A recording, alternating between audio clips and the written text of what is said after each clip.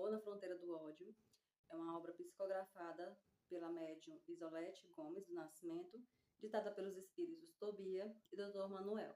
Essa obra ela foi produzida, psicografada aqui no meu estado do Piauí, especificamente na cidade de Teresina. Vou falar um pouquinho sobre a obra e depois um pouco sobre a médium que psicografou essa obra. Eu acredito que existem informações bem interessantes a respeito dela que vai nos ajudar a entender a composição dessa obra, dessa joia literária que nasceu aqui no meu estado.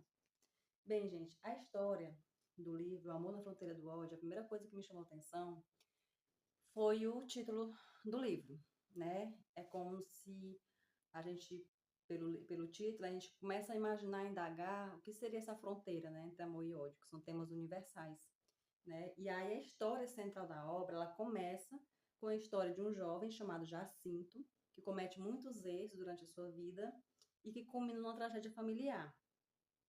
Na pós-vida, quando ele retorna, né, ao mundo espiritual, ele se dá conta, né, de toda essa tragédia que ele mesmo cometeu. E aí vem todas as consequências, né, dessa situação, e ele é acolhido por uma freira no plano espiritual. Depois de algum tempo, ele encontra com a mãe dele, né, que veio também desencarnar por conta dessa tragédia, e aí ele implora pelo perdão dela e pelos seus desatinos que ele cometeu. E com o passar do tempo, ele é conduzido pelo espírito Tobias, só faz uma ressalva que esse espírito Tobias, que o livro deixa bem claro, não é o espírito Tobias do livro do André Luiz, que também tem esse espírito lá, é outro. E aí ele é conduzido por esse espírito Tobias a fazer parte dos trabalhos de uma determinada casa espírita, né, aqui no estado do Piauí, que seria, né, a Fraternidade Espírita André Luiz. E ele passa a desenvolver alguns trabalhos no campo da espiritualidade, nos bastidores. Ele começa a observar o funcionamento de como acontecem os trabalhos. Então, ele começa a fazer uma narrativa em torno desses trabalhos, que são muitos e inúmeros. Então, ele passa a observar esses trabalhos e passa também a fazer parte das equipes de socorro, não só aos encarnados, aos desencarnados também. Que é essa humanidade que muitas vezes a gente não vê, né, não vê do ponto de vista dos olhos físicos, mas que está aí toda necessitada de amparo, né, de esclarecimento, de socorro mesmo. E ele passa a ver as atividades que é feita através das casas espíritas também, em outros estados, a essa humanidade, principalmente feita por espíritos, muitas vezes que anonimamente atuam não só em socorro e ajuda a essa humanidade desencarnada, como também aos encarnados. Como diz no Livro dos Espíritos, quando Allan Kardec pergunta se os espíritos têm alguma influência sobre os encarnados, e eles respondem à espiritualidade dizendo que muito mais do que imaginais. De sorte são eles que vos dirigem. Então, assim, a gente vê que tanto para o bem como para o mal, há influência assim, dessas entidades. A gente também, paralelo à história do Jacinto, existem outras inúmeras histórias do livro, inclusive vou tentar ler pelo menos uma aqui para vocês. São histórias de temas diversos, que abordam espiritualidade, sexualidade, suicídio, vícios, drogas, tabagismo, alcoolismo e suas consequências espirituais, pedofilia, magia negra e tantas outras histórias, né, e equívocos cometidos por pessoas que não têm noção da repercussão na vida de além-túmulo, do que fazem aqui na Terra. Também ele fala muito dos trabalhos realizados pelos caboclos tupis, né, que são entidades que já foram aborígenes, né, ou indígenas, e que muitas vezes, em muitas casas espíritas, que, pasmem, têm preconceito com essas entidades. E elas estão longe de imaginar o trabalho da excelência que eles fazem em relação à desobsessão, porque, às vezes, há entidades tão rebeldes, né, e pertinentes no mal, que é necessário essa ajuda, essa força-tarefa, né, vamos dizer assim, de entidades com mais firmeza, né, com mais fibra. Então, essas entidades, que são os caboclos tupis, eles fazem e trabalham na desobsessão principalmente, e também de socorro e ajuda, não só os encarnados, como também os desencarnados, como narra as outras histórias que estão paralelas no livro. Também existe a ajuda dos orientais, né, espíritos orientais, de freiras católicas, de padres, enfim. A gente vê que na espiritualidade, diferente daqui do planeta Terra, né, da parte encarnada, essa comunhão, né, dos espíritos, eles se juntam em prol de um bem maior, né? Então, essa questão, muitas vezes, que para nós serve de separação, para eles servem de união, porque cada um com seu conhecimento, com a sua bagagem, com a sua caminhada, serve para somar em ajuda e socorro para essa outra humanidade que se encontra muitas vezes anônima, né, aos nossos olhos. Fala também da influência de espíritos e entidades perniciosas que muitas vezes influenciam para o crime, principalmente hediondo. Não que nós sejamos isentos, né, nas nossas atitudes, mas a gente vê também que muitas vezes existe sim a influenciação perniciosa dessas entidades, que pelo fato de passarmos para a vida no além, não significa dizer que a gente muda da noite para o dia. Então, os criminosos continuam criminosos, os virtuosos continuam virtuosos, como também aqui em vida podemos sim melhorar e muito como seres humanos através do nosso crescimento intelectual, moral e espiritual, para que no limiar de uma vida mais para frente a gente possa ter menos dificuldades e continuar trabalhando, porque o trabalho no universo não para. Fala também de temas sobre reencarnação, lei de causa e efeito, e o trabalho minucioso de resgate e limpeza energética, né, no campo espiritual e pré-espiritual. Fala também da ovoidização de algumas entidades, né, que seria isso. É um termo que, inclusive, está em outros livros. Então, essa obra conversa com outras obras. Quem já leu outras obras como Reforma Íntima Sem Martírio, Lírio de Esperança, da Maria Modesta Cravo, tem várias outras obras que falam sobre o tema,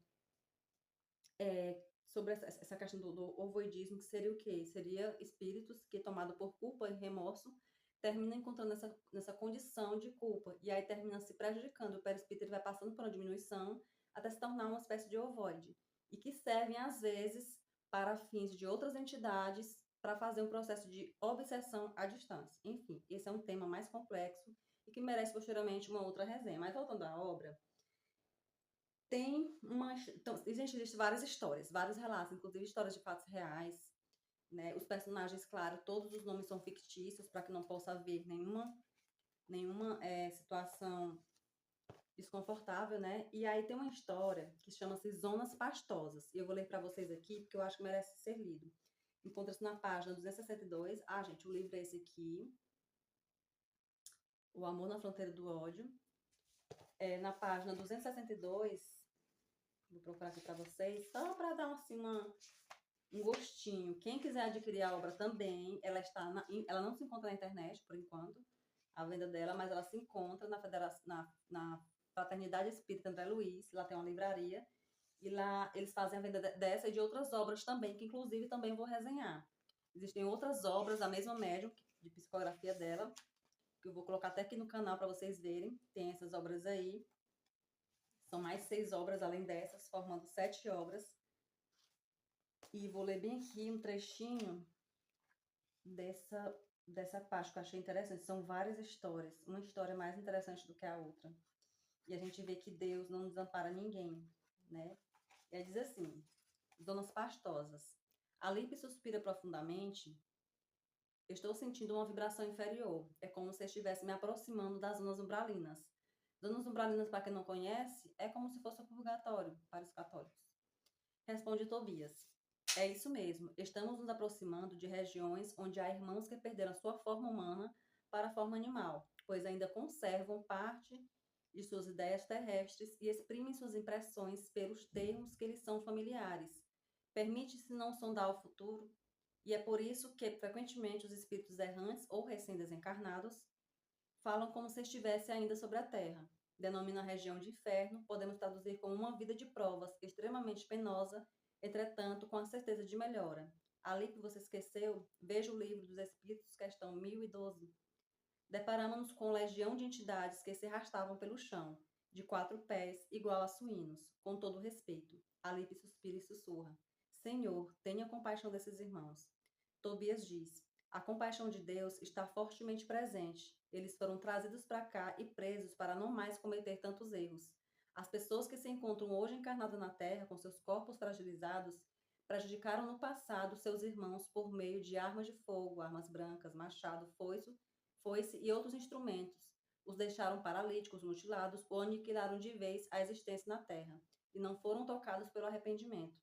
As crises de convulsão que você presenciou, Alipe, são sentimentos de ódio presentes em todos eles, embora a equipe lhes traga as bênçãos do socorro e lhes ofereça caldos fluídicos, preferem sugar a lama. Contudo, não lhes faltam as bênçãos do Cordeiro de Deus, que jamais deixa seus irmãos no abandono.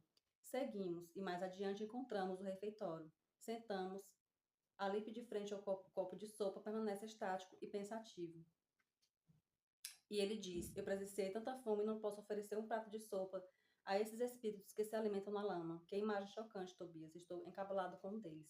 Então, assim, a gente vê só por esse trechinho do livro, só um gostinho para vocês observarem desse trabalho pós-vida, né? A gente vê que a vida realmente não acaba aqui na carne. E as consequências espirituais para quem comete crimes, né? Aqui na Terra. A gente acha que não tem consequências, mas existem as consequências sim do lado de lá. E quem traz essas narrativas são essas entidades que voltam para nos falar através da psicografia, das mensagens que são publicadas não só por um médium, mas por vários médios em lugares diferentes em todo o mundo, constatando que existe uma verdade sim sobre essas situações, né? Inclusive, até no livro do Dante Alighieri, há mais ou menos 1000 anos atrás, já trazia já essas informações, né, desse lado de lá. Pessoas que se animalizam pelas questões do ódio que carregam dentro de si, pelos crimes que cometem, como ele mesmo coloca ali. Muitas vezes pessoas que causam outro sofrimento, né? Causam às vezes até destruição da vida da pessoa, do ponto de vista físico também, e traz consequências enormes, né? Espirituais para isso. Mas se vocês quiserem conhecer mais detalhes, leiam a obra. Bem, gente, e não vou falar mais sobre a obra, porque eu espero que vocês comprem, adquiram. Todo o dinheiro arrecadado das obras é para fins de ajuda humanitária. Eu vou falar mais tarde um pouco sobre as realizações que a casa que hoje eu frequento, né, que eu tenho a felicidade de frequentar e ser uma colaboradora, né, a somar nessa força-tarefa, que o trabalho é bem amplo. Inclusive, quando eu estive na casa, eu estive lá como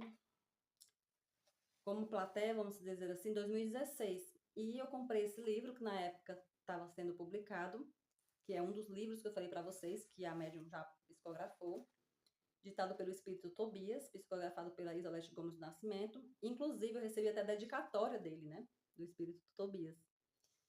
E aí diz assim, que amar e confiar, Jesus é sua força, seu cajado, em seus caminhos.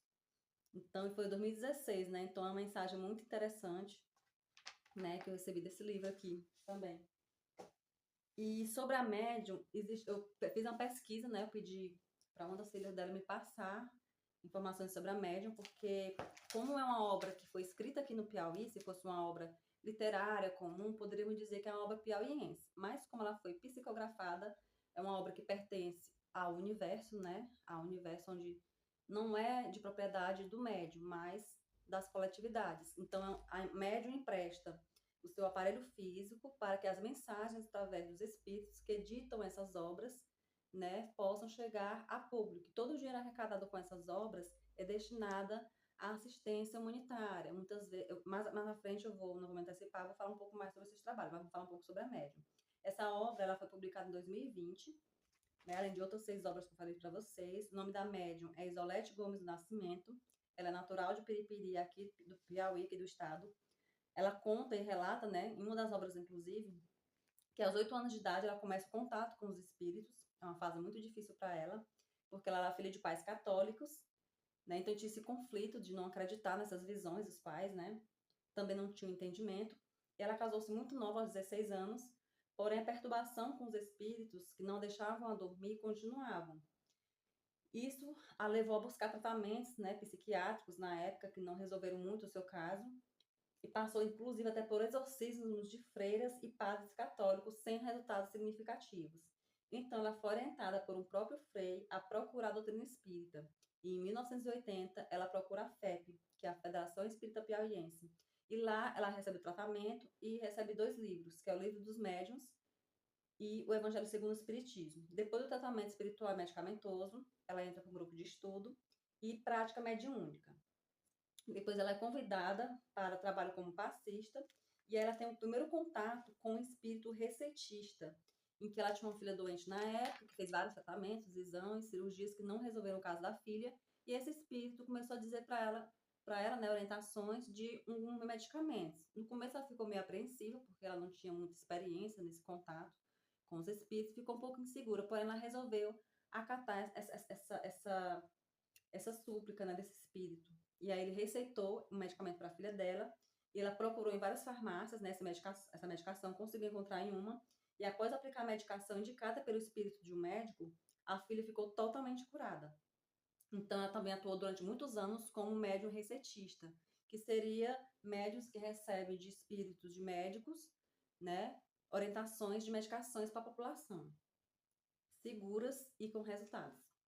Ela não tinha uma escolaridade, mas por meio de suas mãos, no serviço da psicografia, vieram várias obras, mensagens, muitas receitas, né, de remédios, por conta da mediunidade dela. Ela foi médium passista, desobsessão, de cura, enfim. O trabalho dela no campo da mediunidade foi muito grande. Ela conheceu a Federação Espírita, aliás, ela conheceu a Fraternidade Espírita André Luiz, na qual hoje tem 42 anos de existência, situada aqui no Disseu, na Avenida Principal do Disseu, Teresina, Piauí.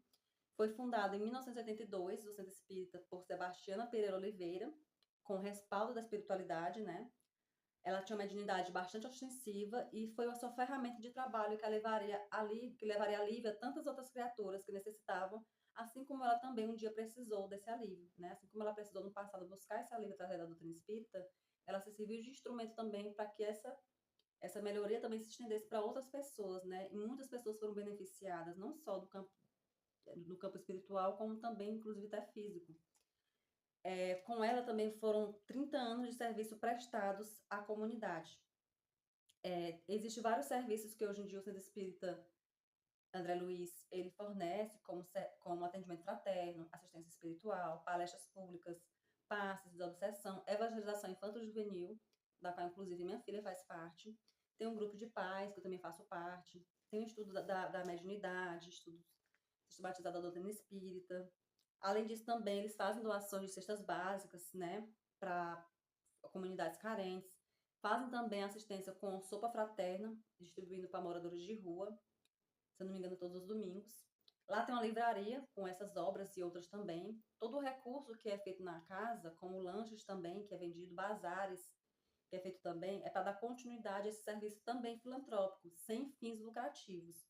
Então, toda a obra que é publicada, ela é revertida o dinheiro dela, não só na manutenção física da casa, como também estendida à comunidade, né? A gente sabe que a necessidade é muito grande e urgente. Então, o trabalho de caridade não é só no campo espiritual, como também no campo material. E, para finalizar, eu convido vocês a conhecer mais sobre essa obra. Existem muitas histórias aqui, o livro não é enfadonho. São histórias curtas e trechos curtos e várias histórias diferentes, com personagens intrigantes, né? Então, assim, eu espero que vocês tenham gostado da resenha. Se alguém ficou com curiosidade, caso alguém queira conhecer um pouco mais a Fraternidade Espírita André Luiz, vocês podem ir lá. Tá aqui, não sei se dá pra ver direitinho. Tem aqui o endereço, fica no Disseu. Lá tem aqui outras obras dela, né? Que ela psicografou também. Então, vocês podem comprar também esses livros, doar, dar de presente e divulgar a doutrina espírita através dessas obras também. E de conhecimento humanitário, porque também é importante para todos nós. Quem lê um livro espírita, ele não só apenas se beneficia com a luz que é emanada, mas também ajuda a clarear outras pessoas à sua volta. É uma transformação realmente de vida, para quem sabe aproveitar. Então, eu finalizo aqui essa resenha com essa obra, O Amor na Fronteira do Ódio, mostrando que realmente onde há ódio, há também o amor. Né? Se a gente não vê esse amor do ponto de vista da humanidade encarnada, com certeza existe aí uma parcela de trabalhadores anônimos, sempre perto daqueles que mais precisam, porque Deus não abandona ninguém. E é um livro que nos traz a fé, né? Em nós mesmos, em algo melhor. Então, beijo da Fran. Não esqueçam de curtir, compartilhar, se inscrever esse vídeo. Beijos e até a próxima.